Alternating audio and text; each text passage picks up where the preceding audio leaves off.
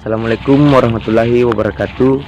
Perkenalkan, nama saya Muhammad Fadil Nur Rahmat dengan NIM D1A1199297 dari kelas H, jurusan S1 Farmasi.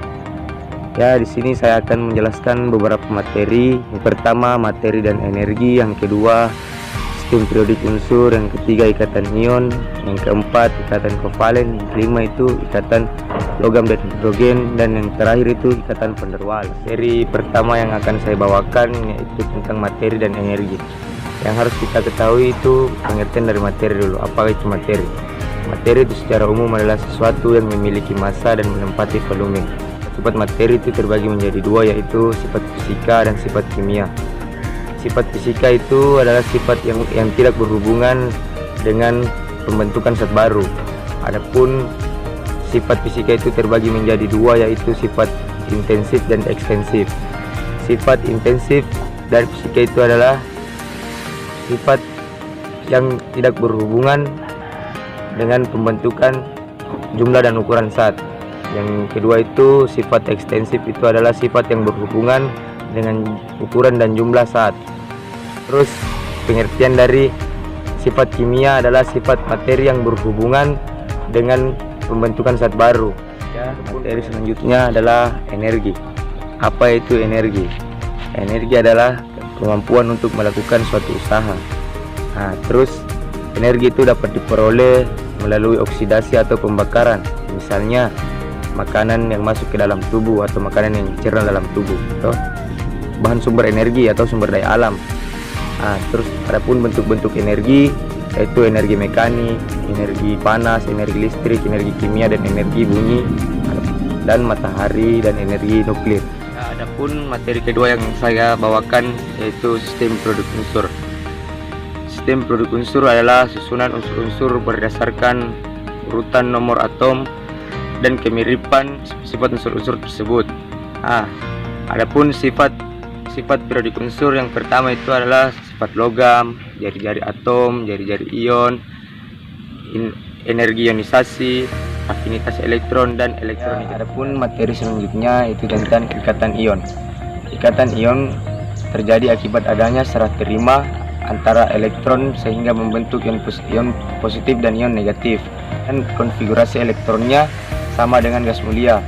Adapun ikatan ion yang akan terbentuk antara lain ion positif dan ion negatif, atom-atom berenergi potensial ionisasi kecil dengan atom-atom yang berafinitas elektron besar, dan atom-atom dengan elektronegatifan yang kecil dengan atom-atom yang keelektronegativitasnya besar. Contoh ikatan ion itu pembentukan natrium klorida, di mana sebuah atom natrium menggabungkan dengan atom klorin. Selanjutnya materi yang akan saya bawakan itu materi ikatan kovalen. Ikatan kovalen itu terjadi akibat adanya pemakaian bersama antara elektron dengan atom-atom yang berikatan. Jenis-jenis dari ikatan kovalen itu ada 3 jenis: ikatan kovalen tunggal, ikatan kovalen rangkap 2, dan ikatan kovalen rangkap 3. Di sini ikatan kovalen tunggal itu hanya memakai sepasang elektron atau atom-atom yang berkaitan. Sedangkan ikatan kovalen rangkap 2 itu harus menggunakan 2 elektron dengan atom-atom yang berikatan, dan terus seterusnya. Yang ketiga juga begitu, menggunakan 3 elektron yang berkaitan. Berdasarkan tingkat kepolarannya, ikatan kovalen itu terbagi menjadi 2. Yang pertama itu polar dan non polar. Kalau polar itu elektron valensinya itu cenderung tertarik ke salah satu atom, ke salah satu atomnya.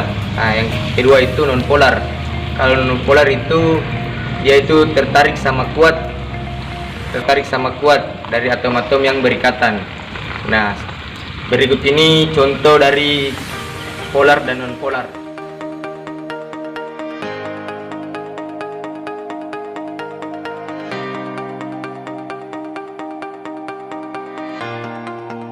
Materi yang akan saya bawakan selanjutnya itu tentang materi ikatan logam. Di mana ikatan logam itu terjadi karena adanya gaya tarik menarik antara suatu ion yang bermuatan negatif dengan elektron-elektron yang bermuatan positif yang bebas bergerak karena adanya elektron valensi yang ada pada ikatan logam tersebut. Adapun sifat-sifat dari ikatan logam itu, yang pertama itu sifatnya mengkilap, yang kedua itu sifat menghantarkan panas, yang ketiga itu penghantar listrik, yang keempat itu titik didih dan titik lelehnya tinggi, yang kelima itu dia mudah ditempa dan mudah dilintangkan. Adapun faktor-faktor yang mempengaruhi ikatan logam itu, yang pertama itu titik didih dan titik lelehnya, yang kedua itu jari-jari atom, yang ketiga itu jumlah elektron valensinya, dan yang keempat itu bilangan koordinasi. Adapun contoh-contoh dari ikatan logam itu ada dua, yaitu natrium dan magnesium.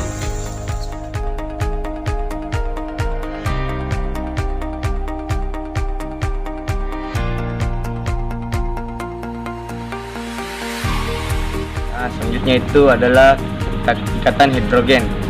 Ikatan hidrogen itu adalah ikatan antar molekul yang memiliki atom H yang terikat pada ikatan atom yang memiliki elektronegativitas yang tinggi. Adapun sifat-sifat dari hidrogen itu, yang pertama itu gas tidak berwarna dan tidak berbau dan berasa. Yang kedua itu mudah terbakar. Yang ketiga itu memiliki titik didih yang rendah.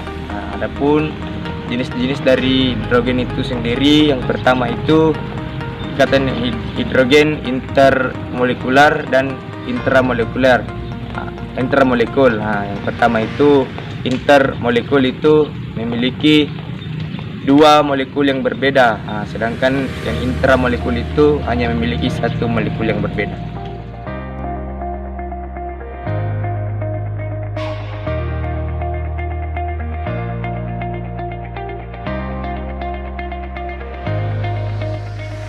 Materi yang terakhir itu adalah ikatan van der Waals, di mana pengertian ikatan van der Waals itu adalah gaya tarik-menarik antara atom atau molekul, di mana gaya ini relatif lebih lemah dibanding gaya yang terbentuk dari ikatan valensi, dan ukurannya itu dan besar gaya ini itu 10 sampai 7 kali jarak antara atom-atom atau molekul-molekul lainnya.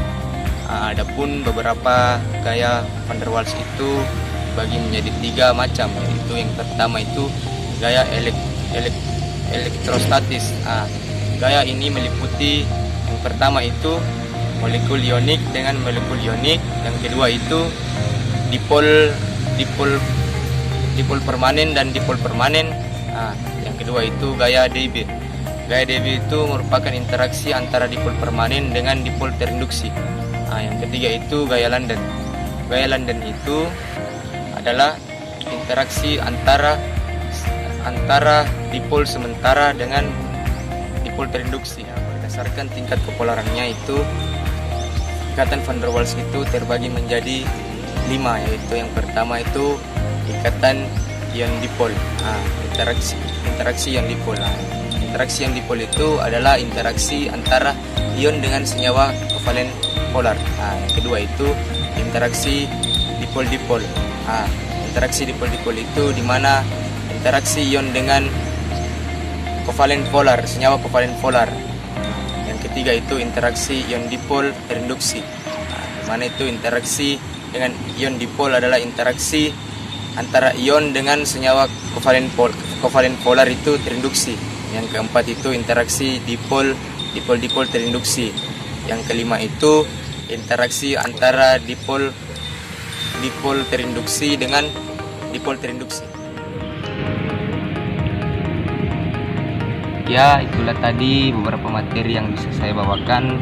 Dari materi pertama itu materi dan energi, selanjutnya sistem periode unsur dan ikatan ion, ikatan kovalen, dan ikatan logam dan hidrogen, yang terakhir tadi ikatan van der Waals. Ya, saya mengucapkan banyak-banyak terima kasih kepada kawan-kawan yang telah berpartisipasi dalam membuat video saya, dan saya ucapkan terima kasih juga kepada ibu pembimbing, yaitu Ibu Nurhikmah Waludin.